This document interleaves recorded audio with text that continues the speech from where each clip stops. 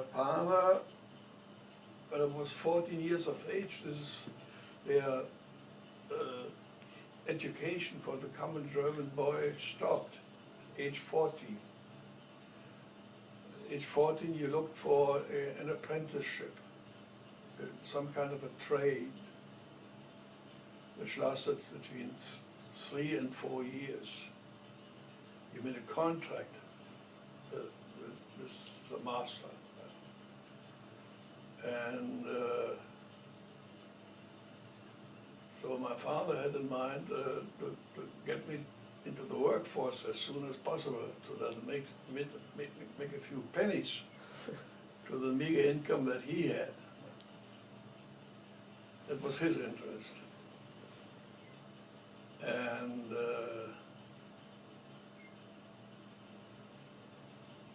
he got me into a little outfit, a few drums sitting around. They are distributors of chemicals, oils, or something like that. And I was supposed to start as an apprentice there. Yeah. I told my dad later on, he went home, something like, "Man, no, you're crazy. I'm not going to learn anything. Nothing. I'm a gopher.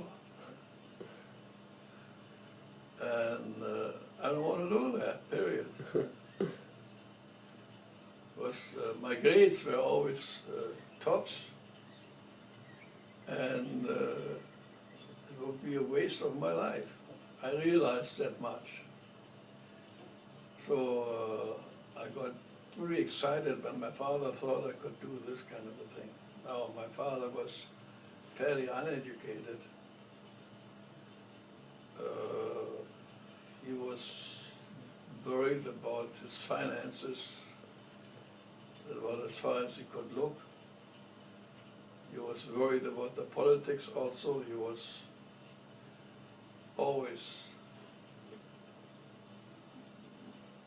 not a member of the Social Democratic Party, but he was a sympathizer his whole life long. He never sympathized with the Communist Party, as far as I know. And he spent his few free hours usually playing cards with buddies. I could sit on his lap and look at it, and room full of smoke and a beer. So that was a flop. Now, at the age of 10, people in Germany at my time had to select which kind of education path they wanted to follow and apply for entrance to higher education classes. And my teacher, Mr. Schmeling, ever heard the name Schmeling? I think so. Don't think so? I think so. I think I read it in your book. Was a boxer. He was a boxer. World-renowned boxer. He beat Joe Louis. Oh, he did? It excited all of Germany. And I actually saw him quite often later on after the war. I saw him in Hamburg.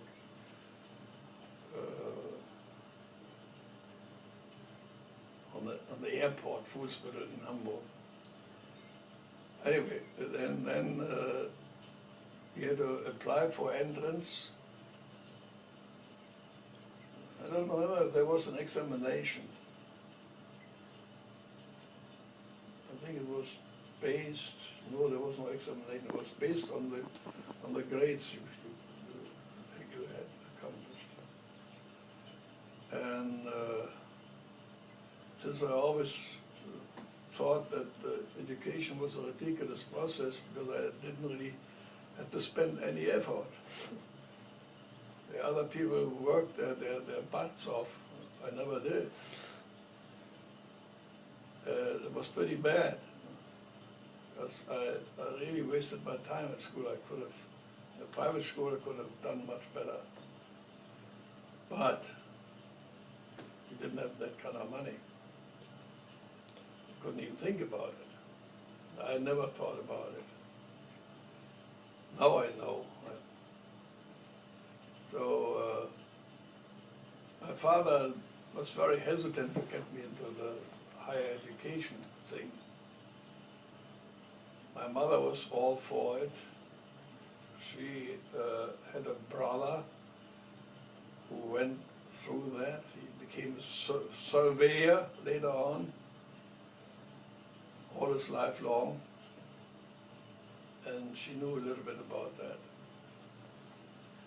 And that Mr. Schmeling came home and tried to convince my father that I should go, period. I think they must have slowly convinced him that I should go into the higher education. And so I had to change school for public school. I went into the higher education branch. And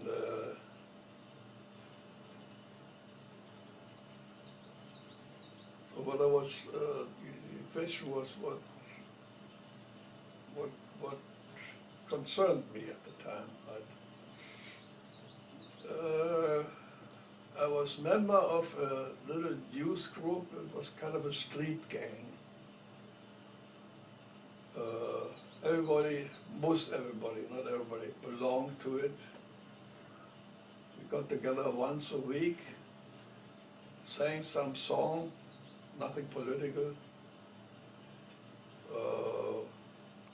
Once in a while we went out in the country, marched in a military column, sang songs, had a little flag that we carried along, but it was not a Nazi flag. And played in the countryside, made observations like an infanterist, learned how to read a map, learned what a compass is, these kind of things. And then in 34, 35, word came around that we all should join the Hitler Youth. And we didn't bother about it. We did our thing. At weekends, we climbed into a little train and went out into the countryside. And then soon they put guards at the train station to prevent us from taking off on our weekend activities. And so we had to invent all kinds of things to go out anyway, go to the next station in the country and walked over there and then put the train there and all that. Until it became obvious that it was getting too difficult, we were growing up, and they wanted us to join the Hitler Youth. Yeah. And we didn't. We didn't know why we should join it. We were not political.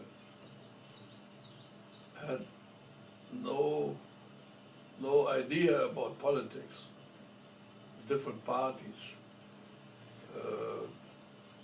Didn't make any impression on me. No. I only knew that the Nazis yelled louder than all the others, and that they had the worst bumps in their ranks. They always won the battle.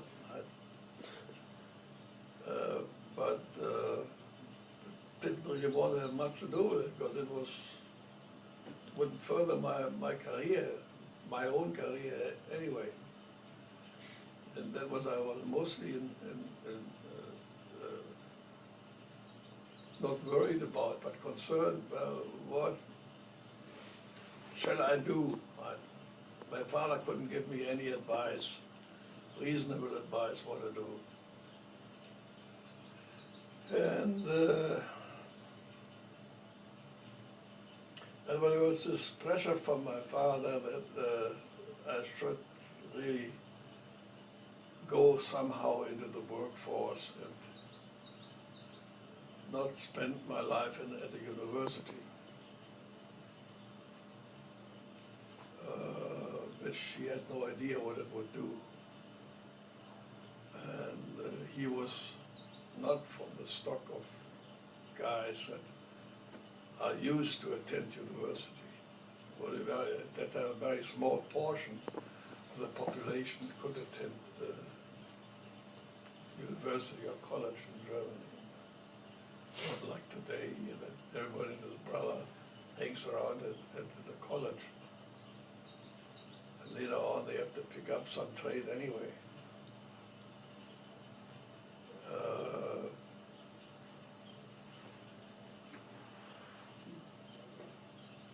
Well, then when I was 16, I heard about a possibility to join a government company, government-controlled company that was charged with all the inspection devices to make armament for the German forces. Very exact tool-making work. And they had an apprentice department of about 60 youths. And then a friend that was about 2 years older than I was, he decided to go there, and that would open up a way to enter the army as some kind of officer responsible for the armament in a division or a regiment. So a career, sort of technical career. I thought, well, maybe that's something. Started to ponder it, and there's a sudden pressure. I said, well, maybe that's what I should go. And I got accepted and spent there 3 years between 1938 and 41.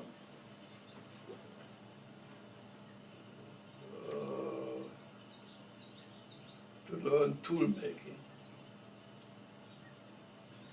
I thought at the time tool making, that's something that is needed all over the world, and is always needed. It is very well paid,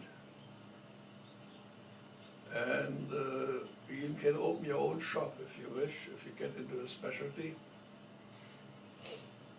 Now I started to rationalize what to do and how to make a success of my things that I know and have experienced. And so I joined them. And I never regretted it, actually. It taught me what to do with a file, what different files there are. It taught me the different tools that a toolmaker uses successfully or unsuccessfully. It taught me how to work on machinery,